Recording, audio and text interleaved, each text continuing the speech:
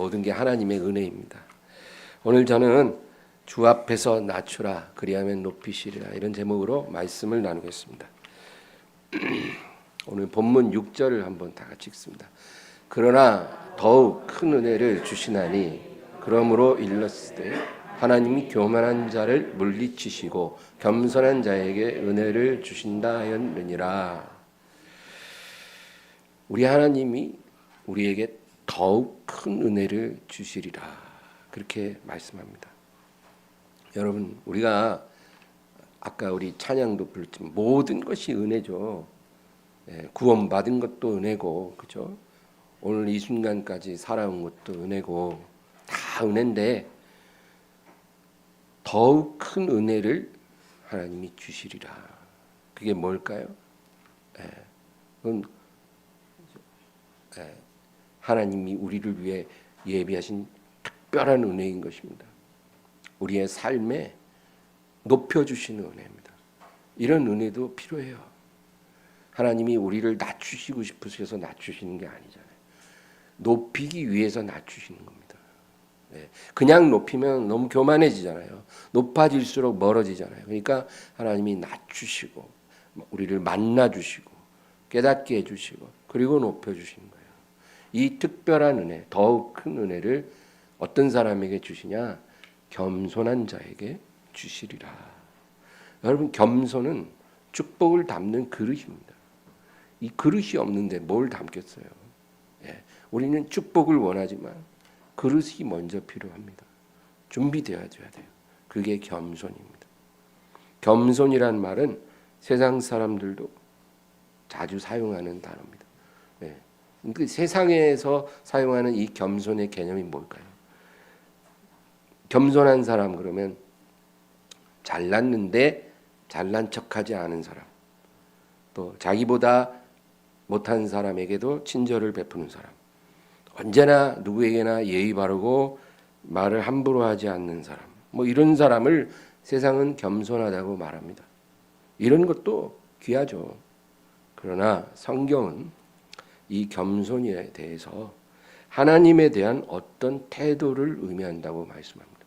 하나님을 대하는 태도, 여기서 어떤 겸손이 필요하다는 거예요. 이런 사람을 하나님이 높여주신다. 더 큰 은혜를 주신다는 겁니다. 오늘 본문은 겸손의 6가지 중요한 태도를 우리에게 말해줍니다. 첫 번째는 하나님께 복종하는 거고요. 그 다음에 마귀를 대적하라. 하나님을 가까이 하라. 손을 깨끗이 하라. 두 마음을 품지 말라. 하나님 앞에서 슬퍼하며 애통하며 울라. 이렇게 6가지를 우리에게 말씀합니다. 이게 겸손이라는 거예요. 세상에서 말하는 겸손의 그런 개념이 아니고 성경에 우리에게 말씀하는 겁니다.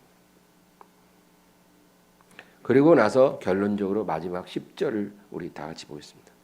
주 앞에서 낮추라. 그리하면 주께서 너희를 높이시리라. 누가 억지로 막 우리를 꽉 찍어 눌러서 낮추고 그러는 게 아니고요. 우리 스스로 주 앞에서 낮추라는 거예요. 스스로 낮아지라는 거예요. 높아지려고 하지 말고 주 앞에서 너를 낮추라. 그리하면 주님이 너희를 높여주시리라. 사람 앞에서 낮아지라 이런 뜻이 아니라 하나님 앞에서 낮추라. 주 앞에서 낮아져라. 그리하면 주께서 높여주시리라. 시편 75편 6절 7절 보겠습니다. 무릇 높이는 일이 동쪽에서나 서쪽에서 말미암지 아니하며 남쪽에서도 말미암지 아니하고 오직 재판장이신 하나님이 이를 낮추시고 저를 높이시느니라. 그러니까 세상 만사가 우연한 게 없어요. 하나님의 손 안에 있다는 거예요. 다 믿는 자뿐 아니라 믿지 않는 자, 참새 한 마리도 허락하시지 않으면 떨어지는 법이 없다는 거예요. 그런데 높이는 일도 하나님께 나고 낮춰지는 일도 하나님으로부터 난다는 거예요. 그냥 우연하지 않은 거예요. 그러니까 낮아질 때는 여러분 억울해하지 마세요. 하나님이 낮추시니까 낮아져야 되는 거예요. 왜요? 제가 뭘 잘못했는데 이렇게 물을 필요가 없다는 거예요. 낮추시면 낮아지고 그러면 높이실 때도 있다는 겁니다. 재판장이신 하나님이 이 모든 일을 주관하신다는 겁니다. 하나님의 은혜로 불임이었던 한나가 사무엘을 낳잖아요. 하나님의 응답이에요. 기적이 일어났어요. 그러니까 한나가 하나님께 감사하며 기도를 하는데 이런 말씀이 있어요. 사무엘상 2장 7절. 여호와는 가난하게도 하시고 부하게도 하시며 낮추기도 하시고 높이기도 하시는다. 여러분, 하나님이 우리를 가난하게 하시는 것 많이들 경험하셨죠. 낮추는 거 많이들 경험하셨죠. 그런데 반대로 부하게 하시고 높이기도 하는데 이런 거는 경험 잘 못하잖아요. 근데 믿음을 가지셔요. 하나님이 가난하게 했으면 부하게도 하시는 거예요. 하나님이 기왕에 낮추셨으면 높이기도 하시는 거예요. 왜 못하시겠어요? 하나님의 손에서 가난도 오고 낮추는 것도 왔는데 그러면 부하게 하고 높여지는 것도 오지 않겠습니까?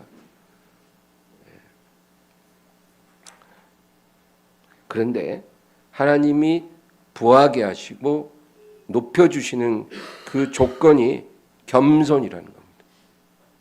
하나님께서 겸손을 보시고 사람을 부하게도 하시고 높여주기도 하십니다. 하나님께서 한나의 기도를 응답하신 것은 그냥 불쌍해서가 아니에요. 한나의 겸손을 보시고 한나를 높여주신 거예요. 오늘 말씀 본문에 이 6가지 겸손의 조건을 우리 하나씩 한번 살펴보겠습니다. 첫째는 다 같이 읽습니다. 그런즉 너희는 하나님께 복종할지어다. 겸손의 시작은 하나님께 온전히 복종하는 것입니다. 여러분, 복종이 안 되는데 어떻게 겸손하겠냐고요. 복종이 가장 겸손의 기초입니다. 말을 번지르르하게 하지만 도무지 복종하지 않는 그런 신자들도 많이 있어요. 하나님이 다 아십니다. 말만 아멘, 할렐루야, 믿습니다, 하지만 복종하지 않으면 아무 소용이 없어요. 왜 복종이 어려울까요? 복종은 우리 본성을 반하기 때문에 우리 본성과 맞지 않아요. 사람의 본성은 복종하는 걸 싫어합니다. 아담의 후손은 복종을 좋아하지 않아요. 우리 할아버지가 할머니가 복종을 좋아하시지 않은 것처럼 우리 아버지 어머니도 그랬고 우리도 그렇고 우리 자식도 그렇다는 거예요. 여러분 갓난 아기들 보세요.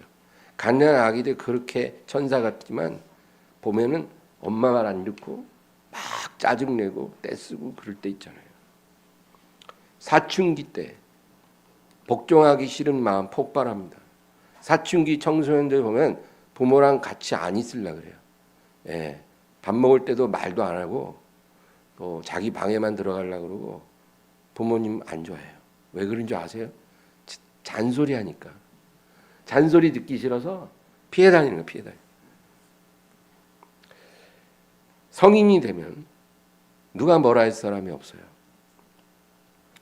그런데 하나님 말씀을 듣지 않습니다. 하나님 말씀 듣는 것을 좋아하지 않아요. 왜 그럴까요? 하고 싶은 게 너무 많은데 그거 하려면 세상과 벗대야 되고 죄와 좀 타협도 해야 되고 그러거든요. 그러면 마음에 죄책감이 생기잖아요. 하나님 말씀을 들으면 죄책감이 커져요. 그러니까 불편하거든요. 그러니까 안 듣는 게 편한 거예요. 하나님 말씀을 안 들어야 마음도 편하거든요. 내가 하고 싶은 거 편안하게 하거든요. 여러분 다 그렇게 살아요. 그렇게 사는 사람이 대부분이에요. 세상 사람은 다 그렇게 살고요. 교회에서도 많은 사람들이 그렇게 살아요. 마태복음 11장 28절 29절 읽겠습니다. 수고하고 무거운 짐진 자들아 다 내게로 오라. 너희를 쉬게 하리라. 나는 마음이 온유하고 겸손하니 나의 멍에를 메고 내게 배우라. 그리하면 너희 마음이 쉼을 얻으리니. 여기서 우리가 주목해야 될 게 나의 멍에를 메고 내게 배우라. 주님이 그러셨거든요. 그러니까 나의 멍에, 내가 맨 멍에를 너희도 메고 내게 배우라. 그러니까 내가 나처럼 하면 된다는 거예요. 주님 말씀. 나처럼 해라는 거예요. 너희가 나처럼 하면 너희가 지고 있는 수고하고 무거운 짐 다 내려지고 너희 마음이 쉼을 얻을 것이다. 예수님이 어떻게 하셨어요? 이 세상에서 복종하셨어요. 출생부터 죽음까지 복종이에요. 아버지 뜻에 온전히 복종하시고 마지막에 십자가가 너무 괴로워서 주님 밤새 기도하시고 복종을 위한 기도를 하신 거예요. 여러분, 예수님을 믿으면서도 이거 깨닫는 게 그렇게 어렵습니다. 평생 교회를 다녀도요. 복종하는 것이 곧 겸손이고 그것이 수고하고 무거운 짐을 내려놓는 비밀이고 우리가 하나님의 위로와 쉼을 얻을 수 있는 열쇠인 것을 우리가 깨달아야 합니다. 여러분 복종하세요. 사람에게 하라는 게 아니라 하나님 앞에서 복종하세요. 두 번째는 마귀를 대적하라. 우리 다 같이요. 마귀를 대적하라. 그리하면 너희를 피하리라. 마귀는 존재합니다. 눈에 안 보인다고 없는 게 아니거든요. 마귀와 귀신들 있습니다. 그들은요. 우리와 친구 될 수가 없어요. 우리의 대적이고 원수입니다. 그래서 마귀를 대적하라. 그리하면 너희를 피하리라. 우리를 죄로 유혹하고 넘어지게 하고 하나님과 원수되게 합니다. 그것이 마귀들이 가장 잘하는 일이에요. 그래서 마귀를 저주하고 대적하는 것은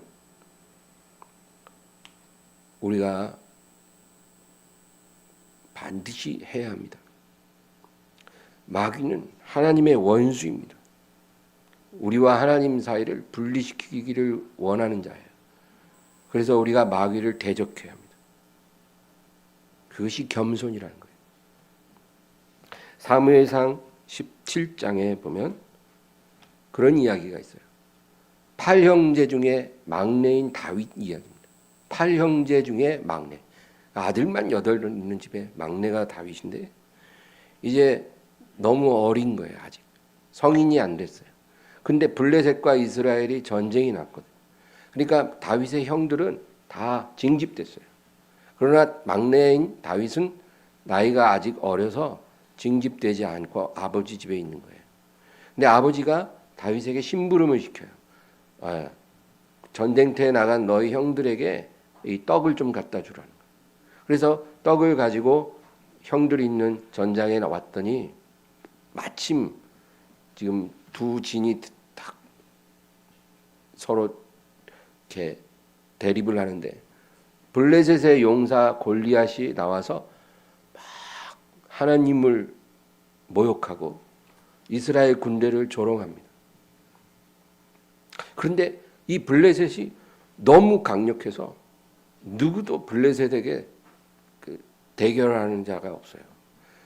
옛날에는 1대1로 장수들이 서로 먼저 싸우고 전쟁이 시작돼요. 근데 이 1대1의 결투가 전쟁의 승패를 결정하는 거예요. 근데 블레셋의 골리앗을 대결할 사람이 없는 거예요. 그러니까 이미 전쟁은 패배한 거나 마찬가지죠. 사무엘상 17장 26절 보겠습니다. 다윗이 곁에 서 있는 사람들에게 말하여 이르되 이 블레셋 사람을 죽여 이스라엘의 치욕을 제거하는 사람에게는 어떠한 대우를 하겠느냐. 이 할례 받지 않은 블레셋 사람이 누구에게 살아계신 하나님의 군대를 모욕하겠느냐. 다윗이 이렇게 담대하게 말을 합니다. 다윗이 분노한 것은 이 골리앗이 하나님의 이름을 더럽혔을 뿐 아니라 이스라엘 군대의 사기를 떨어뜨리고 두려움에 잡히게 했기 때문이에요. 그래서 다윗의 안에서 거룩한 분노가 막 솟아오른 거예요. 근데 다윗이 하는 말을 듣고 있던 큰형, 팔형제 중에 제일 마지인 큰형 엘리압이 다윗에게 화를 내면서 꾸짖습니다. 28절 보겠습니다. 큰형 엘리압이 다윗이 사람들에게 하는 말을 들은지라 그가 다윗에게 노를 바라여 이르되 내가 어찌하여 이리로 내려왔느냐 들에 있는 양들을 누구에게 맡겼느냐 나는 내 교만과 내 마음의 완악함을 아노니 내가 전쟁을 구경하러 왔도다. 이 막내 다윗을 막 꾸짖고 화를 냅니다. 나는 너의 교만과 내 마음의 완악함을 안다. 네가 이 전쟁을 구경하러 왔다는 거예요. 여러분 누가 교만한 사람인가요? 골리앗을 보고 분노한 다윗입니까? 아니면 다윗을 보고 분노한 엘리압입니까? 누가 교만한 사람이에요? 성경이 우리에게 말하는 겁니다. 골리앗은 죄를 상징합니다. 마귀를 상징합니다. 죄를 보고 분노하지 않는 것, 그것이 교만이에요, 여러분. 그 성경이 말하는 교만의 개념은 많이 다르죠. 죄를 보고 분노하지 않는 것, 그것이 교만입니다. 마귀가 나를 조롱하고 있는데도 잠잠한 것이 그게 교만이에요. 여러분 마귀가 우리 조롱합니다. 너는 절대로 그 죄에서 헤어날 수 없어. 너는 절대로 너의 실패한 인생을 되돌릴 수 없어. 이렇게 우리 마음속에 마귀가 계속 조롱하는 말을 해요. 너는 실패자야. 너는 안 돼. 네가 아무리 노력해도 네가 그 올무에서 벗어날 수 없어. 그렇게 마귀가 우리를 조롱할 때 가만히 있는 것, 그게 교만이에요. 너 같은 죄인은 하나님도 어찌할 수가 없어. 너가 지난 세월에 어떻게 살았는지 한번 생각해봐. 너 같은 사람을 하나님이 어디다 쓰겠냐? 이런 마음. 이게 누가 주는 마음이에요? 성령이 그렇게 말씀하실 리가 없죠. 마귀가 하는 말이에요. 이런 말을 듣고 분노하지 않는 것. 그 마귀를 대적하지 않는 것. 그게 교만이에요. 그 다음 세 번째. 다 같이 읽습니다. 하나님을 가까이 하라. 그리하면 너희를 가까이 하시리라. 아까 첫 번째, 두 번째가 하나님을 복종하고 마귀를 대적하라 그랬잖아요. 그 다음에 이제 하나님을 가까이 하라는 거예요. 하나님은 우리의 주가 되실 뿐 아니라 친구 되기 원하십니다. 아까 우리 예배전 찬양할 때 친구 되기 원합니다 그랬잖아요. 네. 하나님이 우리를 친구 삼기를 원하니까 우리도 친구가 되기를 원해야 하는 거예요. 예. 우리의 예배를 받으실 분이면서 또 우리와 인격적으로 교제하시는 그런 친구 되기를 원하셔요. 그러므로 하나님을 가까이 하라는 겁니다. 하나님을 가까이 하세요. 그러면 너희를 가까이 하시리라. 아까 또 그 찬양도 불렀죠. 내 주를 가까이 하게 함은 십자가 짐 같은 고생이라. 여러분 하나님 가까이 하는 것은 쉬운 일이 아니에요. 하나님 가까이 한다면서 꽃길만 걸으면 누가 못해요? 예? 근데 하나님을 가까이 한다는 건 하나님이 가시는 길로 따라가는 거예요. 주님이 가자고 하면 기꺼이 같이 가는 거예요. 거기가 어디든. 그러니까 쉬운 일은 아니에요. 십자가 짐 같은 고생이 되고 돌베개를 베고 자야 하는 그런 고단함도 있어요. 그러나 하나님을 가까이 하는 자를 하나님이 가까이 하실 것이다. 여러분, 이게 겸손이에요. 하나님 가까이 하는 건 어디서나 할 수 있어요. 교회에서도 할 수 있고 집에서도 할 수 있고 일터에서도 어느 곳에서든 우리가 하나님을 가까이 할 수 있습니다. 내가 하던 일을 잠시 멈추고 단 몇 분이라도 여러분 기도할 수 있잖아요. 그렇게 하시고 계십니까? 내가 뭔가 열심히 하다가 갑자기 마음에 하나님께 가까이 하고 싶은 거예요. 그래서 잠시 1분이든 2분이든 하나님께 기도하면 그게 하나님을 가까이 하는 거예요. 내가 뭔가 열심히 하다가 단 30초라도 말씀 한 구절을 암송하고 그리고 묵상하면 그게 하나님을 가까이 하는 거예요. 우리가 이런 삶을 살면 하나님께서 우리를 가까이 하실 것입니다. 겸손한 사람은 사람들과 수다 떠는 것보다 하나님과 대화하는 걸 더 좋아합니다. 이게 겸손한 사람이에요. 사람들과 수다 떨고 이야기할 수 있죠. 그러다가도 주님과 대화하고 싶어지는 거예요. 그래서 잠시 살짝 빠져나와서 단 1분, 2분이라도 기도하는 사람. 이런 사람이 겸손한 사람이에요. 예수님이 안 보이면 제자들이 그분이 어디 계신지 다 알아요. 한적한 곳에서 주님 기도하고 계셔요. 바위에 기대서 기도하고 계셔요. 항상 그랬어요. 예수님이 보이다가 갑자기 안 보이면 어디서 뭐하고 계실지 잘 알아요. 예수님은 아버지와 교제하기를 기뻐하셨어요. 그래서 언제든지 주님은 아버지께 가까이 하셨어요.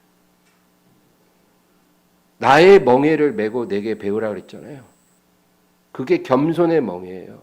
온유의 멍에예요. 그게 하나님을 가까이 하는 거예요. 너희가 나 한 대로만 해라는 거예요.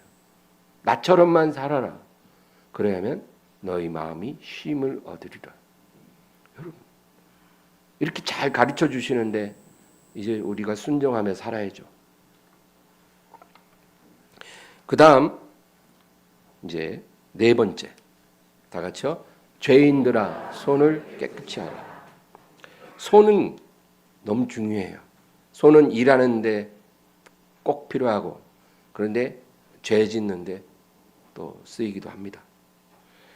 네 손이 죄로 더럽혀지지 않게 하라. 네 손이 깨끗하게 하라. 그렇게 말합니다. 이게 겸손이라는 거예요. 그냥 입술로만 겸손한 척하는 게 아니에요. 손을 깨끗이 하라.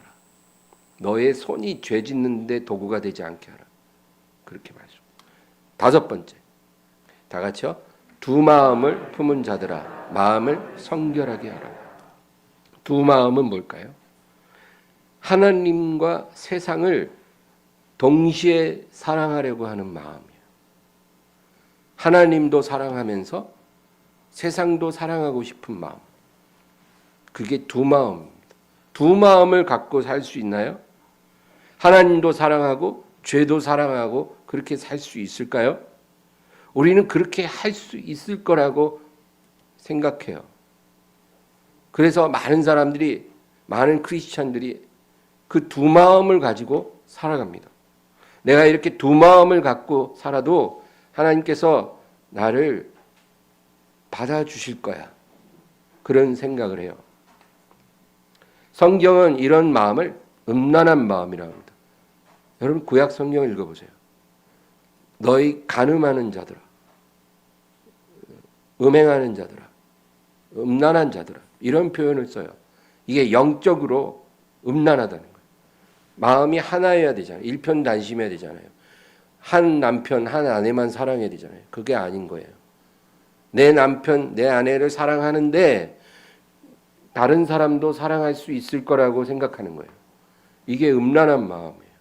영적으로도 그래요. 하나님께서 뭐라 그래요? 마음을 성결하게 하라. 음란한 마음엔 하나님이 임재할 수가 없어요.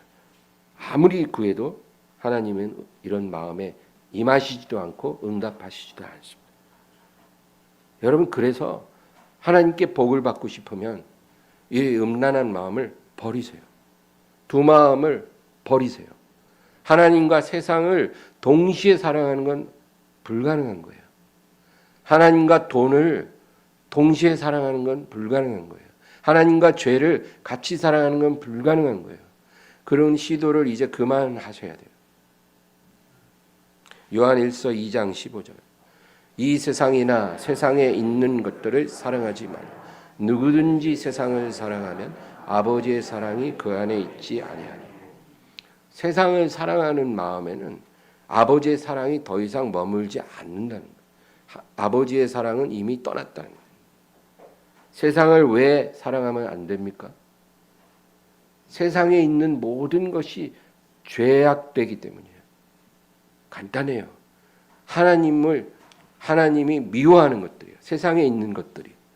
하나님이 그걸 다 미워하고 계세요. 그러니까 우리가 그걸 사랑하는 거는 하나님과 불화하게 되는 거예요.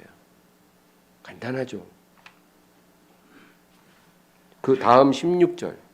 이는 세상에 있는 모든 것이 육신의 정욕과 안목의 정욕과 이생의 자랑이니 다 아버지께로부터 온 것이 아니요 세상으로부터 온 것이라. 육신의 정욕. 얼마나 우리 육신의 정욕을 세상이 있는 것들이 자극하고 있습니까? 안목의 정욕, 이생의 자랑.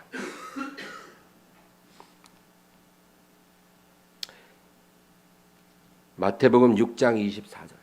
한 사람이 두 주인을 섬기지 못할 것이니 혹 이를 비워하고 저를 사랑하거나 혹 이를 중히 여기고 저를 경히 여기리라.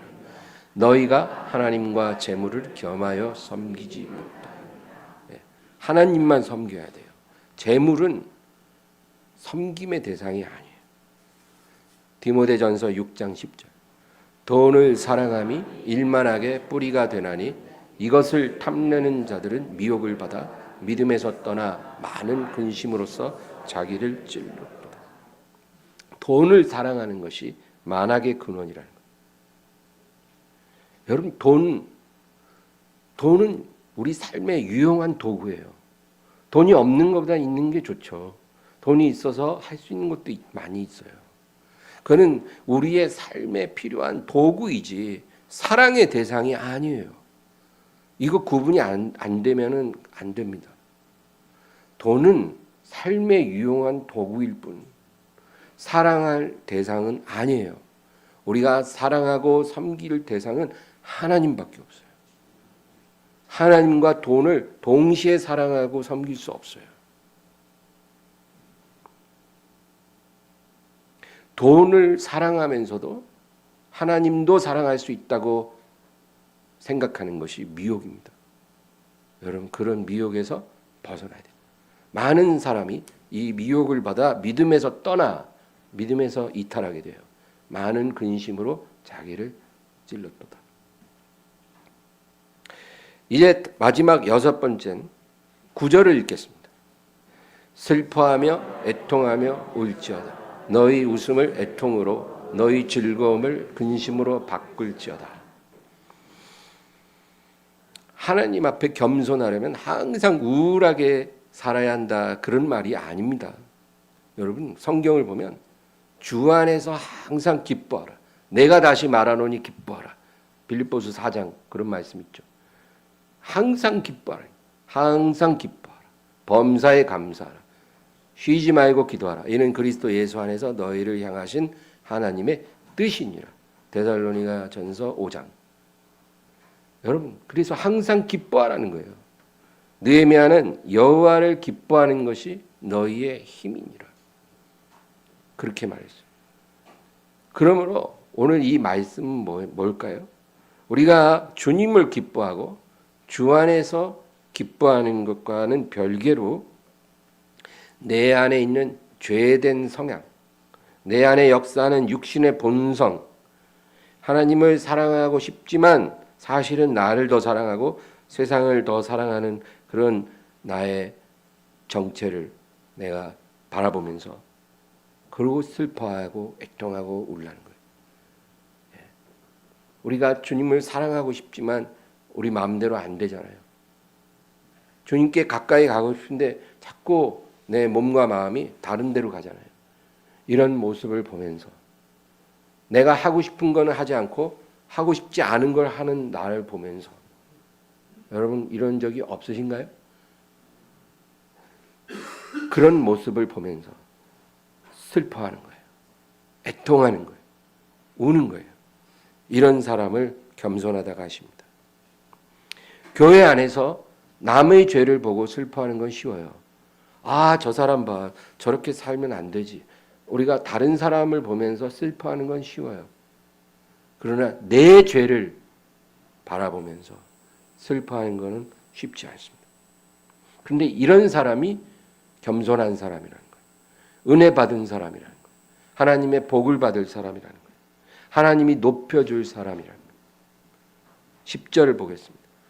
주 앞에서 낮추라. 그리하면 주께서 너희를 높이시리라. 예수님이 이렇게 사셨어요. 누가 낮춘 게 아니라 스스로 낮아지셨어요. 그래서 하나님이 예수님을 높여주셨답니다. 빌립보서 2장 8절 9절.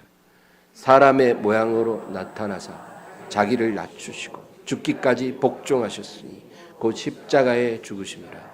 이러므로 하나님이 그를 지극히 높여 모든 이름에 뛰어난 이름을 주사. 예수님이 우리의 완전한 모델이 되십니다. 예수님을 하나님이 높여주셨어요. 우리가 예수님처럼만 하면 우리도 하나님이 높여주실 수밖에 없어요.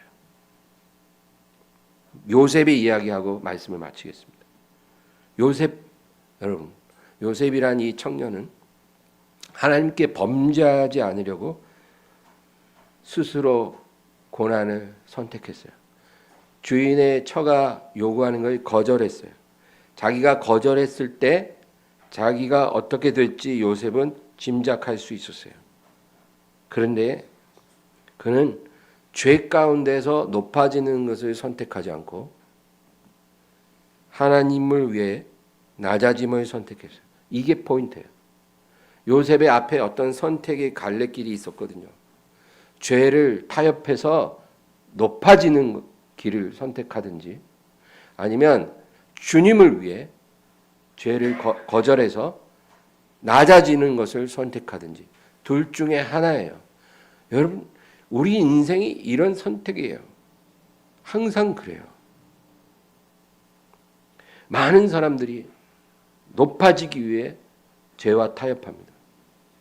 높아질 수 있다면 그냥 눈 딱 감고 잠깐 죄를 허락해요. 그러나 요셉은 낮아질 것을 알면서 주님을 위해 그 길을 갔어요. 근데 진짜 낮아졌어요. 예상한 대로 놀랍게 낮아져서 감옥에 들어갔어요. 요셉에게 남은 건 하나님밖에 없었어요. 10수년간 피땀 흘려서 세워온 것이 하루아침에 흔적도 없이 사라졌어요. 그가 재판도 없이 왕의 감옥에 들어갔잖아요. 형기가 정해진 것도 아니에요. 그는 거기서 언제 나올지 보장이 안 돼 있어요. 그는 모든 것을 잃었고 오직 하나님밖에 남은 것이 없었어요. 근데 요셉에게 남은 것이, 유일하게 남은 것이 하나님이었기 때문에 요셉은 행복한 사람입니다. 어느 평범한 날, 정말 다른 날과 똑같은 그런 평범한 날이었어요. 요셉은 일면식도 없는 애굽의 군주 바로 앞에 불려가게 됩니다. 여러분, 우리도 우리의 생애의 어느 평범한 날 갑자기 온 세상의 주가 되신 예수님 앞에 불려가게 될 것입니다. 그날은 예고 없이 갑자기 올 거예요. 아주 평범한 날, 그 순간, 그날이 올 것입니다. 요셉에게 찾아온 이 날은 우연히 찾아온 것이 아니고 하나님의 철저한 계획하심 속에 요셉을 높여주실 때가 된 거예요. 그래서 요셉이 애굽의 군주 앞에 선 겁니다. 창세기 41장 14절에서 16절. 이에 바로가 사람을 보내어 요셉을 부르매 그들이 급히 그를 옥에서 내놓은지라. 요셉이 곧 수염을 깎고 그의 옷을 갈아입고 바로에게 들어가니 바로가 요셉에게 이르되 내가 한 꿈을 꿨으나 그것을 해석하는 자가 없더니 들은즉 너는 꿈을 들으면 능히 푼다 하더라. 요셉이 바로에게 대답하여 이르되 내가 아니라 하나님께서 바로에게 편안한 대답을 하시리이다. 세상은 요셉을 잊었지만 하나님은 요셉을 잊지 않았습니다. 눈동자처럼 요셉을 주목하시다가 때가 되매 그를 높여주신 거예요. 이 요셉의 이야기는 예수님의 예표죠. 그리고 우리 모두가 가야 할 그 길이에요. 하나님이 이렇게 살라고 우리에게 말씀하시는 거예요. 이렇게 살아야 돼. 요셉은 그냥 운이 좋은 행운아가 절대로 아닙니다. 성경이 말씀하는 것은 그가 주님을 위해 낮아짐을 스스로 선택했기 때문에, 하나님께 범죄하지 않기 위해 고난을 선택했기 때문에 하나님이 때가 되매 그를 높여주셨다고 말씀하고 있는 거예요. 이것이 복음의 비밀입니다. 하나님을 위해 낮아짐을 선택해야 하나님의 시간에 하나님이 우리를 친히 높여주시는 일이 일어나는 거예요. 왜 하나님을 위해 낮아지지 않으면서 하나님이 나를 높여주기만을 원하고 계십니까? 시편 91편 14절 하나님이 이르시되 그가 나를 사랑한즉 내가 그를 건지리라. 그가 내 이름을 안즉 내가 그를 높이리라. 하나님을 사랑하십니까? 하나님의 이름을 알고 계십니까? 하나님이 그렇게 인정해 줄 수 있을 때, 우리가 하나님 앞에 낮아질 때 하나님이 높여주십니다. 주를 위해 낮아진 자를 하나님이 높이시는 날에 진정한 기쁨이 있으리라. 시편 126편 1절 2절입니다. 여호와께서 시온의 포로를 돌려보내실 때 우리는 꿈꾸는 것 같았도다. 그때 우리 입에는 웃음이 가득하고 우리 혀에는 찬양이 찼었도다. 그때 문나라 가운데서 말하기를 여호와께서 그들을 위하여 큰 일을 행하셨다 하였도다. 하나님이 포로된 자를 돌이켜 감옥에서 나오게 하실 때 우리가 꿈꾸는 것 같았다. 아마 여러분 요셉이 그랬을 것 같아요. 지금 이게 꿈이야 뭐야?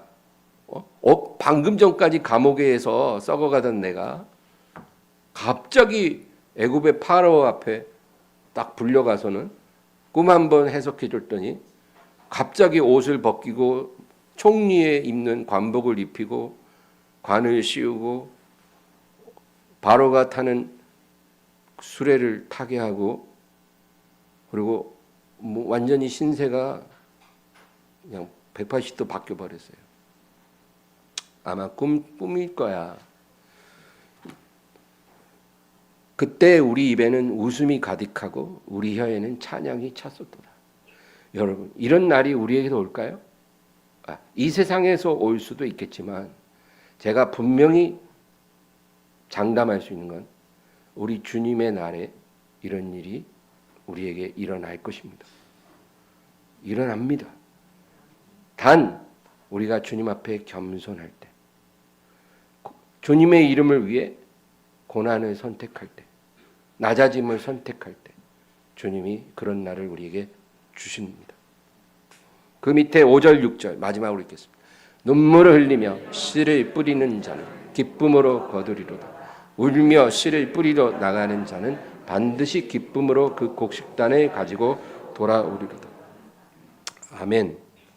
여러분, 눈물을 흘리며 씨를 뿌리고 계십니까? 먹고 살려고, 돈 벌려고, 성공하려고 뼈 빠지게 울며 불며 일하는 거 말고요. 주님의 이름을 위해, 주님의 뜻을 이루기 위해 낮아짐을 택하고 고난을 택함으로 내가 그 인내의 시간에 견디고 씨를 뿌린다면 정령 기쁨으로 그 곡식단을 가지고 돌아오리로다. 주님 약속하십니다.